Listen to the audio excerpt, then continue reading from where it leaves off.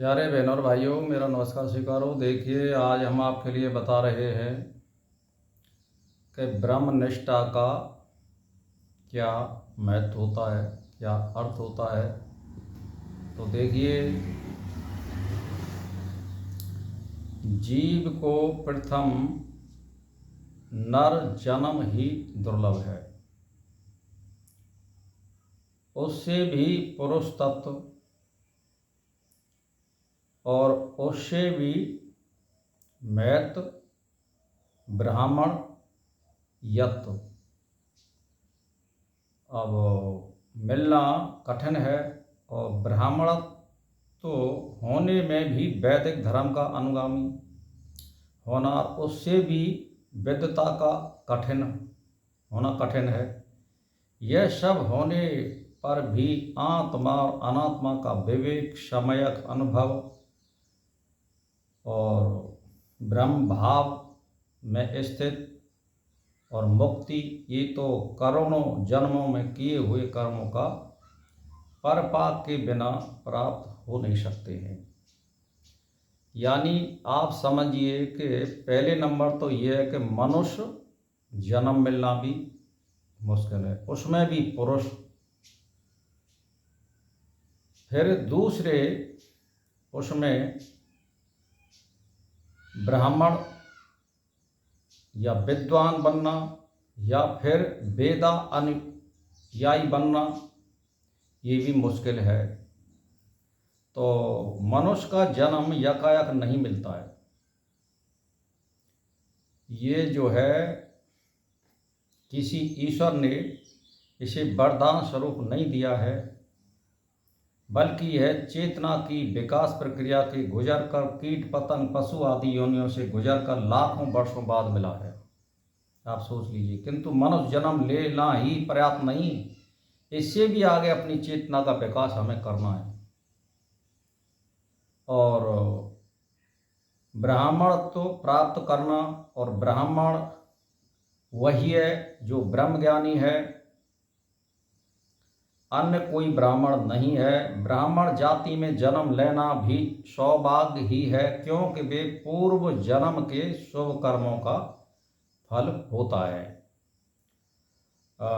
संस्कारों से होता है। किंतु ब्राह्मण होकर मूढ़ रहना और उसके लिए अभिशाप है। उसे वैदिक धर्म का अनुगामी बनकर निरंतर अपनी चेतना के विकास का मार्ग खोजना है, सत्यासत का निर्णय लेना, ब्रह्म ज्ञान प्राप्त करना है।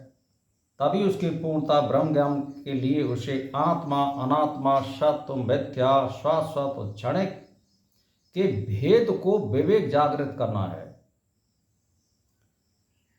उसका सम्यक अनुभव करके ब्रह्म और आत्म भाव से में स्थित होना है। यही अवस्था मुक्ति की अवस्था है, जो इस मनुष्य जन्म में अंतिम लक्ष्य है। यही उसकी परम गति है, जिसे प्राप्त किए बिना मनुष्य जीवन व्यर्थ है। अब आप सोच लीजिए कि भाई मुक्ति किसी एक जन्म में तो होना असंभव है, कई जन्मों का फल होता है और दीर्घकालों निरंतर अभ्यास किए जाते हैं। एक बार अभ्यास करने पर आत्मा में वो बीज रूप से स्थित रहता है और फिर उस जन्म में फिर वो कोशिश करता है। इसीलिए हमेशा मनुष्य को जो है शुभ कर्मों का अभ्यास ज़्यादा से ज़्यादा पुनरावृत्ति करनी चाहिए, जिससे हमारी आत्मा में वो संस्कार जाएं और फिर उत्तम गति प्राप्त करें, अच्छे माता पिता मिले, अच्छा परिवार मिले, अच्छे संस्कार मिले हमें। ऐसी स्थिति में आपके कर्मों के अनुसार परमात्मा आपको जन्म देता है। तो आप सोच लीजिए, यह कई जन्मों में किए गए अच्छे कर्मों के परपाक के बिना संभव नहीं है। जब तक आप दीर्घकाल निरंतर अभ्यास नहीं करेंगे, यह होना संभव नहीं है। यह इतनी सरल नहीं है एक ही जन्म में सुकून और साधना से प्राप्त हो जाए। कई जन्मों की साधनाएं परपक्व होने पर यह स्थिति आती है। आज का बोया गया बीज कई वर्षों बाद फल देता है। इसी प्रकार निरंतर कई जन्मों की साधना से ही मनुष्य की मुक्ति होती है।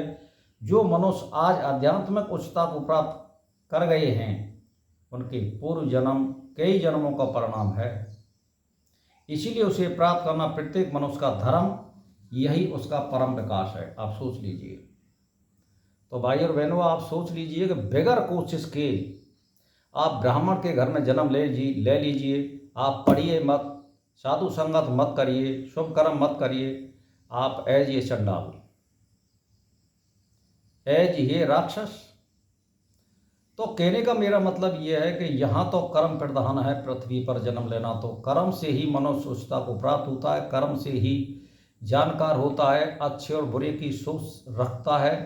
तभी वो पशु योनि में ये सब संभव नहीं है, वहाँ भोग योनियाँ होती है। केवल मनुष्य योनि ऐसी है जिसे आप अपनी आत्मा का विकास और चेतना को उन्नति की तरफ ले जा सकते हैं। तो भाई और बहनों, मेरा इसी के साथ नमस्कार स्वीकार हो।